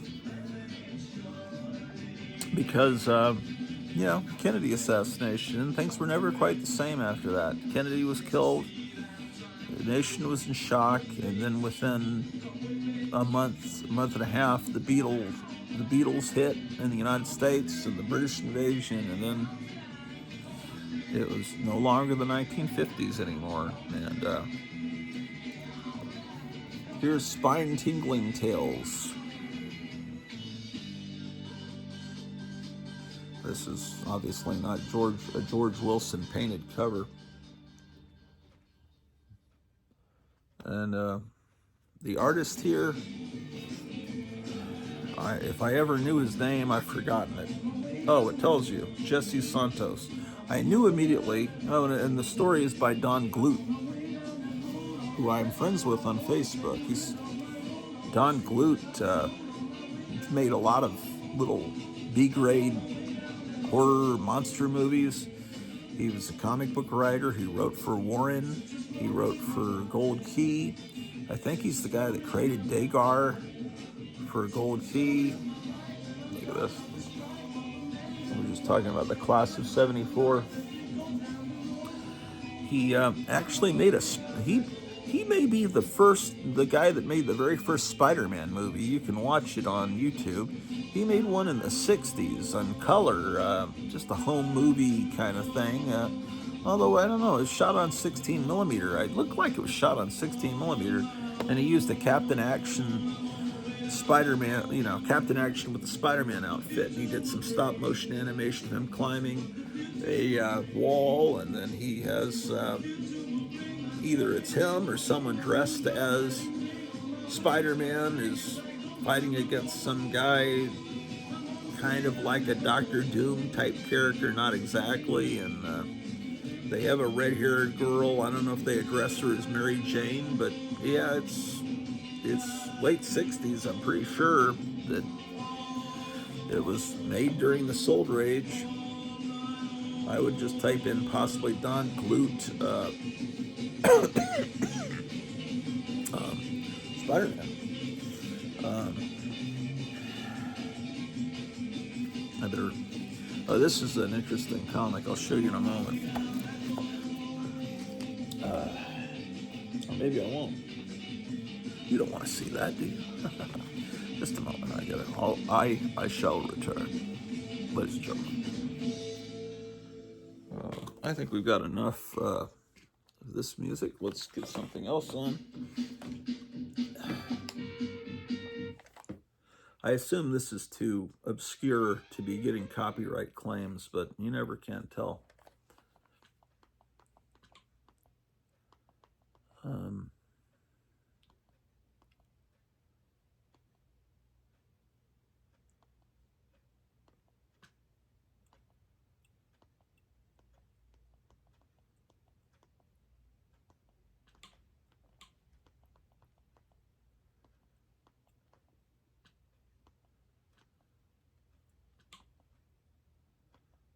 come on.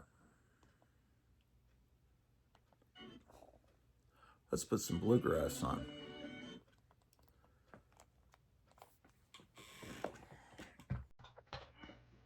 Bluegrass and 1960s garage rock are a fine mixture, don't you think?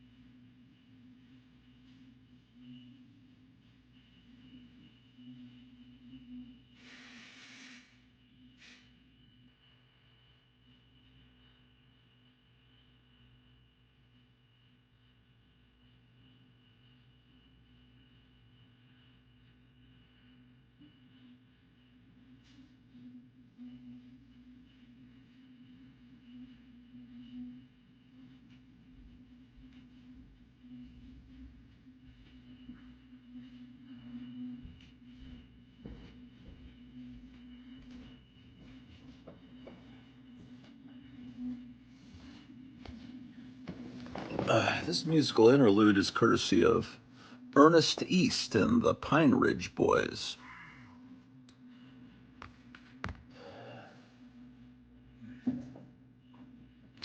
You know, this reminds me of a song. I'd like to dedicate this one to. Hold on. I'd like to dedicate this one to Richard Gere. Sometimes it's hard to be a gerbil, given all your. Never mind.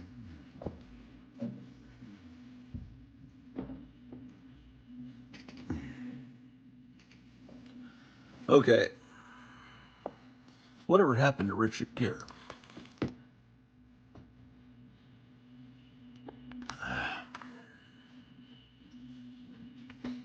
Inquiring minds want to know.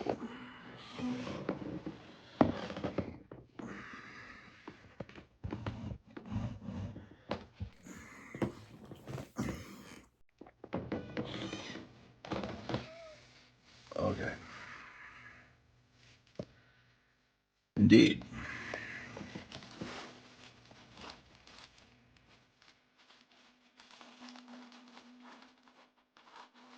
Ooh, good stuff coming up here, man.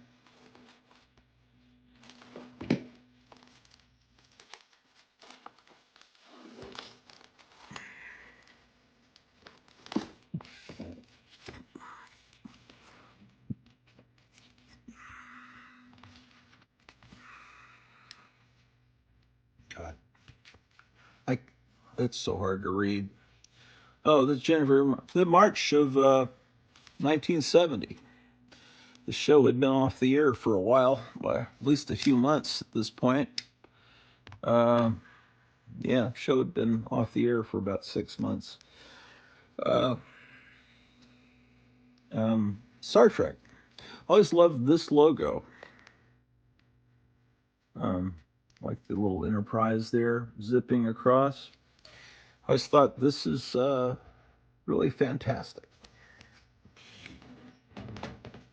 Voodoo from across space. It makes voodoo from across space. It makes its deadly mark on Earth. Okay, it's not very good grammar. I would put voodoo across space. Then, well, that wouldn't be a complete sentence. Then we're starting a new sentence here. Shouldn't that be a capital letter? That's all right. Star Trek, ladies and gentlemen. Now, in 1970, I was aware of Star Trek. It played on Saturday nights on, well, we lived in Germany, and we had our color television in 1969 Zenith that we brought from the States, but we were living in base quarters there in Heidelberg, and no one had their TVs set up because they figured all you can get is German television. Well, my dad got up on the roof and put up an aerial, an antenna, and picked up this. I don't know if it was from an Air Force base or something. It was a American language Armed Forces channel, and it had stuff from network TV back in the States. But it had stuff that they picked and chose from ABC, CBS, and NBC, and even PBS. They had Sesame Street when it was in its infancy, because Sesame Street started in '69. So I was watching the very first episodes of Sesame Street. They had Star Trek, which was already off the air, an NBC show, and they had the Flintstones, and they played old, John Wayne movies and stuff, and they had All in the Family. They had the Partridge Family. Whatever. It's just a hodgepodge of things that were, but they didn't have any commercials. And so on Saturday night, there weren't many people that had TV sets. So my brother was still in high school. He graduated in '72. He got to graduate over there. They had his, he went to an armed services school, and because you're basically living on a little pocket of the United States, even though you're in Germany, you've got a store, you've got a commissary, you've got a movie theater. Everyone speaks English. The school you go to, it's all English speaking. And then if you get off the base, then you're among the German population. And so it was early '70, it was like around 1970, but it was kind of like it would have been in around 1950, 51, 52, where not many people had TV sets. And it's like if you had a TV set, you were a popular kid, and everyone would want to go to your house to watch TV. And this friend of my brother's would come over on Saturday night, and I was a little kid watching these older guys watching Star Trek. It was on, whatever. It was getting dark right about that time. So probably about 7 o'clock on Saturday night, they ran reruns of Star Trek that weren't that old at that time. And so I always knew that Star Trek is a cool thing because my older brother watched it. And then we moved from Germany to Virginia for a year, then moved to San Antonio, and then that year, in '73, '74, when I was in third grade, Star Trek went into syndication all across the United States, and it exploded. And that's when I watched Star Trek, and the first episode I actually sat down and watched was The Devil in the Dark. It looked like this pizza creature that ate through rock, and it turned out these little round orbs that were all around, and the miners on this planet were smashing them because they turned out those were eggs, and the thing was upset that her children were being killed. And I remember and it turned out this pizza creature was intelligent because it wrote into the rock an acid. It put no kill I, and Spock mind melded with this thing and found out it was in pain and it was a mother. And oh man, that blew me away. And then a couple weeks later, the Star Trek cartoon on Saturday morning started, and then I became really into Star Trek and loved it. And then I discovered Gold Key had been doing Star Trek comic books, and it was like, and then all of a sudden there were all these Star Trek model kits being reissued or put out for the first time. The hobby shops would have big posters, coming soon, the Klingon battle cruiser, the Romulan bird of prey, you can get the phaser, and then all these Star Trek toys started coming out. So these things that had been around in the late '60s got a new life right about that time, right about late 1973. Star Trek and Planet of the Apes both exploded with the kids that were in elementary school in the '70s discovering this stuff that really was the province of their older brothers, that their older brothers had already seen, and it was old stuff to them. But then when it came on, it was released again to this kind of a new generation to the younger brothers. They loved it. And Star Trek and Planet of the Apes and Wacky Packages were wonderful to me. And then, of course, I love comic books. And then Jack Chick tracks. They were these little comic books that had religious messages. They were this friend of mine at elementary school went to a church where they gave those things out, and he'd bring them to school and sell them to us for 10 cents each. And I thought the artwork was great in them, but they taught you how important it was to be born again, and they really had kind of a scary message. They were meant to wake you up, and so I read those, and I prayed, and I had this wonderful feeling wash across me, and I wish I could recapture. I can, but that I just need to pray more. And we're in times now where it's very clear that there are demonic forces coming up against us, and possibly voodoo. No, I'm just kidding. No, look at this. The early Hot Wheels advertised on the back. They're coming out just about that time. I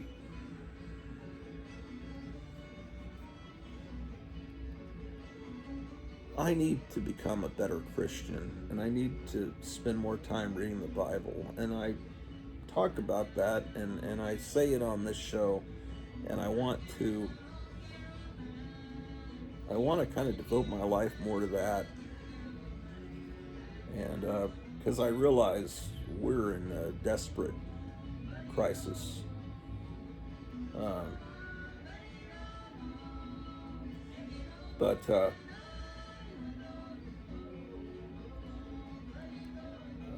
Anyway,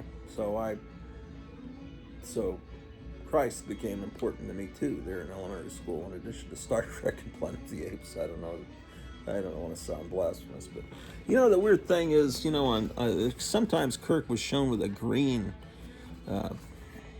I think the green thing was more of a dress uniform, wasn't it? He would wear the green when he had to meet ambassadors from other planets or something. And then the science officers wore blue, and then the engineers wore red, and then the people that were just going to be killed off in any episode, some new person showed up, and they would be wearing a red shirt. You knew they were going to be taken out by the monster. Look at this. Military men, your credit is good.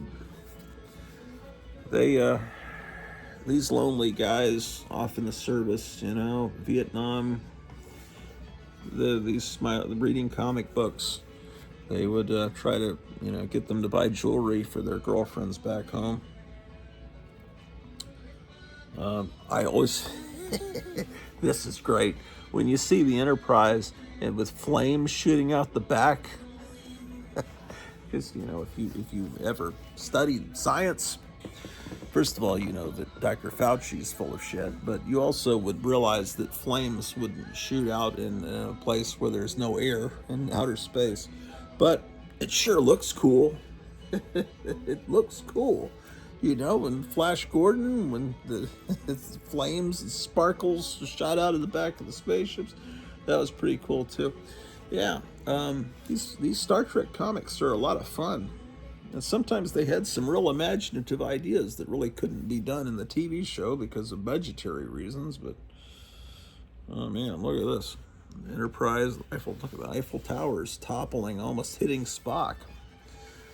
There are books that reprint all these old Star Trek comics. You can get them rather cheaply, probably currently in print, or at least easily obtainable on YouTube. On Amazon, whatever the heck. That's, I forgot to look at what issue number that was. This one says $28, but I think I paid half price $14, which is, I know that's pricey, but this is just a great cover. It's number 8.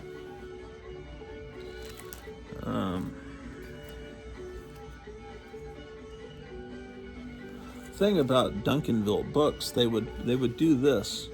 This says 15. Again, I think I got this for half price, $7.50. But that 5.0, they've estimated that it's great as a 5.0. So they would put the value there. Oh, and then they also put number 10. Isn't that cool? If you run a comic store, you might want to make price tags like that. It's kind of neat. It's printed out, the issue number, the grade, and the price. And then they would do these stickers. Sometimes that wouldn't be on there. Sometimes the comics at Duncanville Books would just have the sticker. And the stickers had different meanings. By the color, it would be, some of them told you it was a $5 book. One color sticker told you it's a $2 book. And there'd be Golden Age books in the $2 bins. They weren't in great condition, but they were Golden Age. This is older. This is June of '68. These are not in order, is what I'm seeing here, because that's a 12-cent. So, 12-cent would obviously be in front of the 15-cent, and this one is September of 1970. This rifle, I think that was only seen in one or two early episodes of Star Trek. Yeah. This is like a 20-cent era one, which is the time period when I started buying the Star Trek comic. And if I luck out here, I'll find the one that I first got.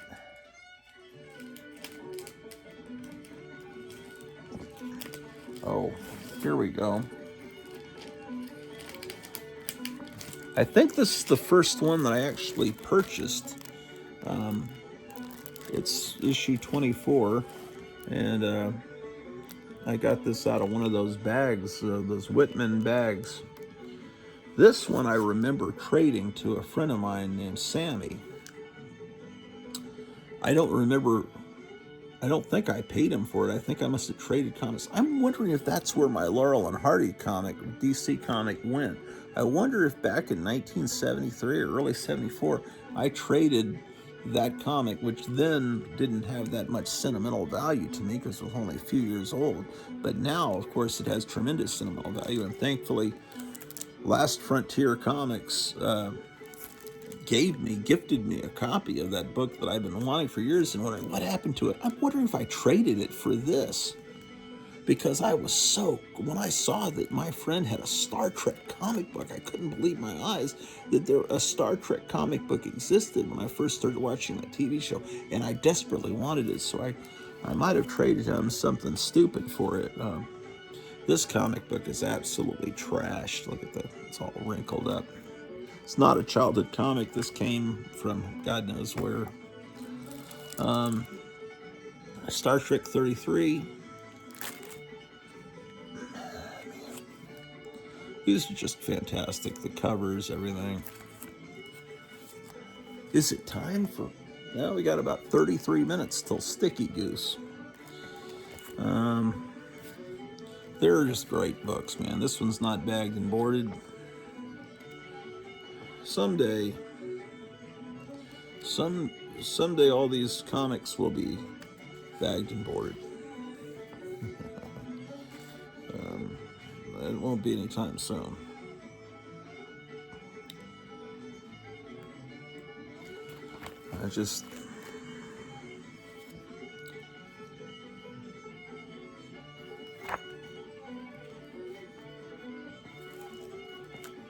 Look at that. I guess that's supposed to be Yeoman Rand. I guess. Yeoman Rand, I had a crush on Yeoman Rand as a third grader.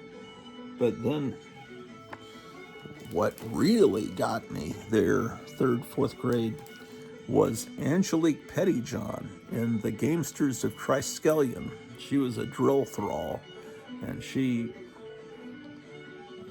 had green hair, and I had a real crush on her as a little kid.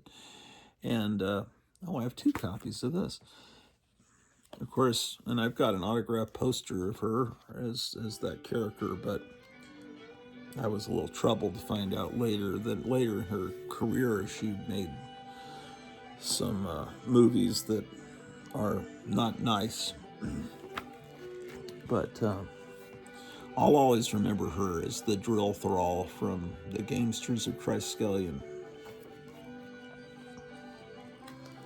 Look at this, man. Can you imagine if Ray Harryhausen had worked on the Star Trek TV series and you'd have Kirk fighting a creature that looked like that? Or just any of the Star Trek movies. I mean, if they had made Star Trek movies like with stop motion animation, with monsters like that, I don't know. This is, look at this Spock carved into that mountain. This one doesn't have a very good cover, I have to admit. It's not George Wilson art. It's more, that looks more like art that would be on the side of a van, or it just looks kind of prison, like prison art. Or this one I was excited to find, and then when I got home I realized someone had painted sunglasses on Spock. But, you know, it's from February of 1971. But anyway.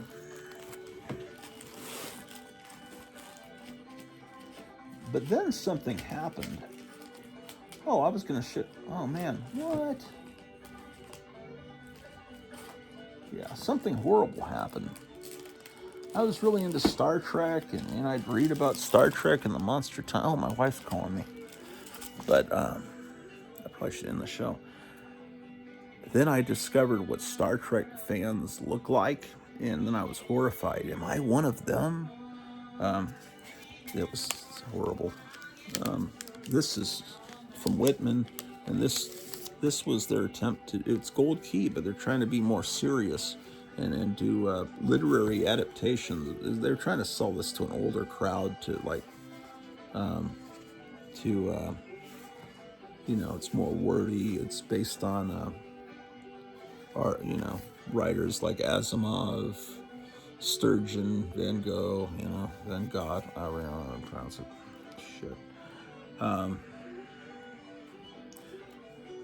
Yeah, this is an Isaac Asimov adaptation. Poul Anderson. They're trying to up their game. The Starstream book. Looks like I only have one issue of it. I don't more. I just, you know, just don't happen to own them. I better end this show and go find out what's going on with my wife, because she might be having an emergency. Let me get this book. Okay. So, be seeing you guys, and remember, don't come home a drinking with loving on your mind.